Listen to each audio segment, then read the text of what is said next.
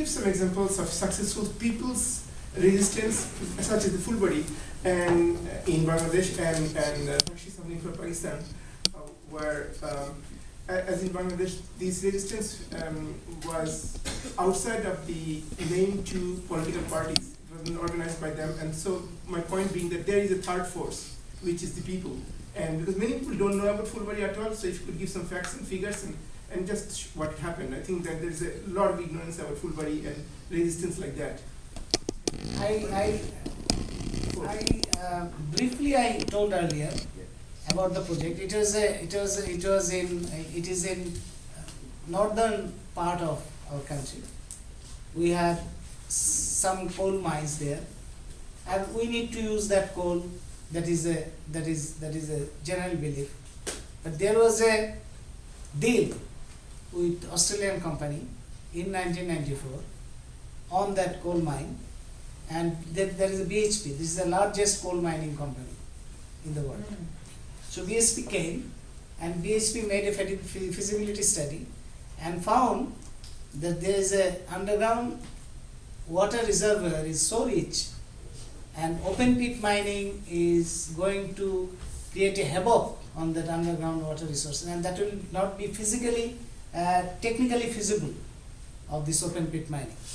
And BHP, since it is a recognized and very known company, it is not going to take a risk, and therefore BHP left Bangladesh in 1997, and then a corporate fraud took place in 1997.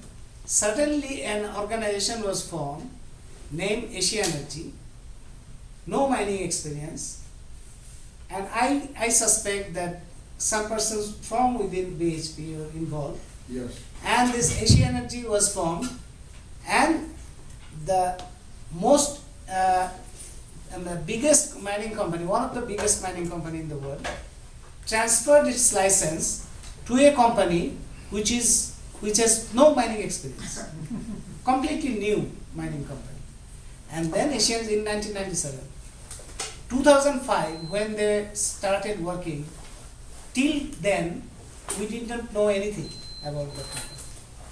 2005, people of that area started questioning of the project after listening of the open pit mining, its impact. Then they tried to contact major political parties, did not have any positive response. They tried to then contacted us, the National Committee to Protect Power, Natural Resources. This National Committee was formed in 1998. So then we get involved. And since the end of 2005, we had series of programs, and we had experts' opinion, we had investigation into the matters. We tried to understand whole thing and found from Asia Energy documents that this is going to be an unprecedented disaster for the country. Not only for that area, the whole country. For countries like Bangladesh, the traditional development papers do not always recognize the real resources of countries like Bangladesh. Like water is a big resource. Underground water is a big resource. Surface water is a big resources. Fertile land, there is a big resources. The hardworking people, they are the big resources.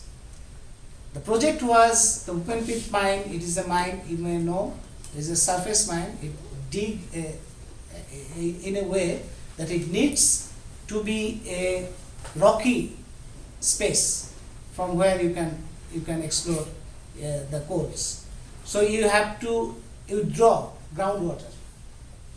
Thousands of deep tube well needs to be worked there to extract, to withdraw the groundwater resources. Our findings was water resources, groundwater level will go down in a way that whole North Bengal would be unfertile land.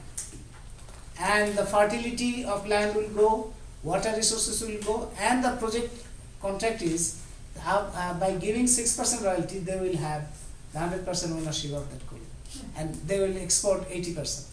So in the name of power generation, they are trying to export coal that will be exported, and people will get only 6% royalty. And out of 6% royalty, You have to build railway from Fulbari, that place, to Mongla, destroying Sundarban, the mangrove forest. It is a world heritage. So that was the project. And people stopped this. And that was, how could that happen? Because people could realize, could understand, could get united across there. The Awami League, BNP Awami League leaders favoring open pit mining, workers were in favor of the movement. BNP leaders in favor of open pit mining, BNP workers in favor of the movement. So there was a huge national unity in Fulbari, in North Bengal and in Bangladesh in favor of this movement. So this people's resistance, there were belief among middle class people that this is a multinational company project, you cannot stop that. World Bank is saying, World Bank wants it, you cannot stop that. ADB wants it, ADB will fund that. How can you stop that? US Embassy is in favor of this. How can you stop that? British High Commission is going to, British High Commission is supporting it. How can you stop that? But people could stop that.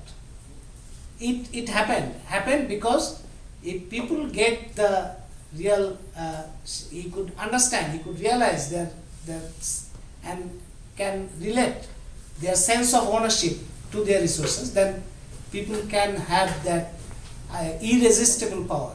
That happened in Bangladesh. I think in the last 10 years, there are Fulbari and other people's resistance were there, and that gives an indication that if people know their friends and foes, if people can across religion and the ethnic groups and men, women, they can get united and they have very clear, transparent direction, they can win.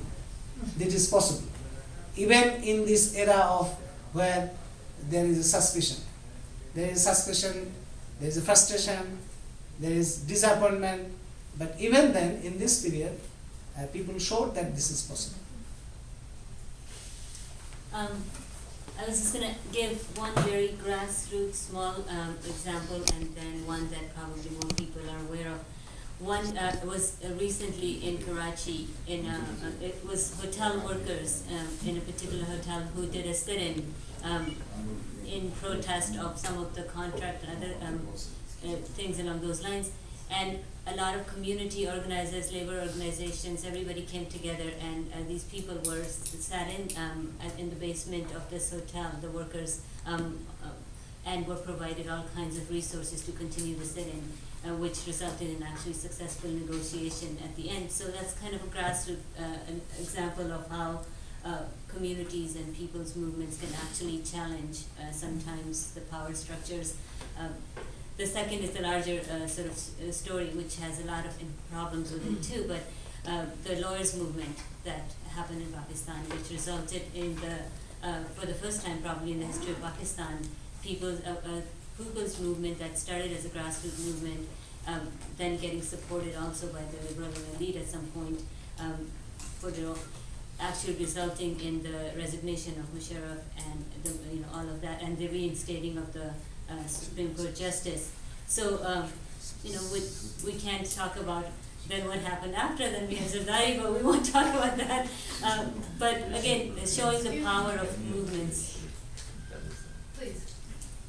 Just showing the power of people coming together and then getting support from sometimes other institutions as well, but mostly people's movements that had some success.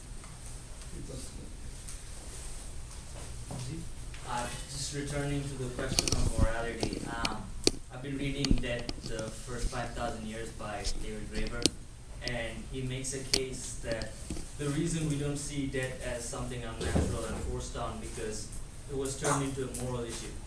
And I think it's a very dangerous and distracting thing where you take these, we know the causes, we can see, like you have said, I've mentioned today, we know these, where they're coming from, and then you turn it into something else, you make it a moral issue, and we can then go in circles and never find solutions. I think it's a very distracting and dangerous thing.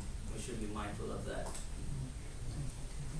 I just want to second Shubhro. I was going to say, I wanted to end on this positive note of people's resistance, but I have to say that the way I look at this discussion that we have had today is that capitalism is inherently corrupt, whether we like it or not. So whether they outsource their corruption, which is what they do, which doesn't mean that the powers that be should not be blamed in the third world, in our parts of the world, because they have the power to resist it, but they don't. And like in this country, like the Occupy movement told us, that these are political parties, are Wall Street parties. Our parties are beholden to multinationals. They have really no interest of people's welfare at the,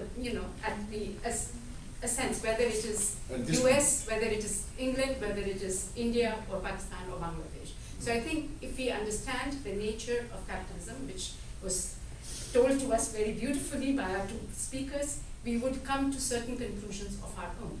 The question of corruption cannot be dissociated from the ways and means of production and who owns them and who is exploited by them.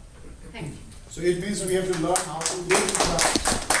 No, we have to resist. We have to learn how to live in corruption. We have to learn to resist. How to fight, how to fight. That is a kind of living, accepting it and live it. No, why? We do that all the time because we are privileged. We have to also understand our own privilege and fight against that. Right. Because we are the beneficiaries of it. Yeah. All said and done. Everybody sitting in this room is in some way or the other beneficiary of it. But I always found that education is the only solution. Correct education. Education, everybody has to be Sometimes educate corrupts. It depends on education. What education you are. Go ahead.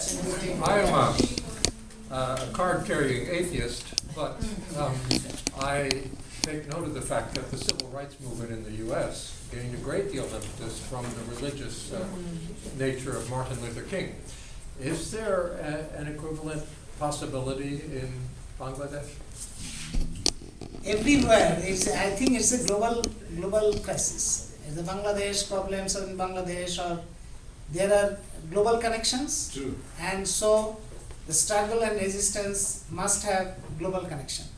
And this Occupy movement, the 1% versus 99%, we all are inspired by that. And if we investigate our resistance, we'll find that there are many common features among all these movements.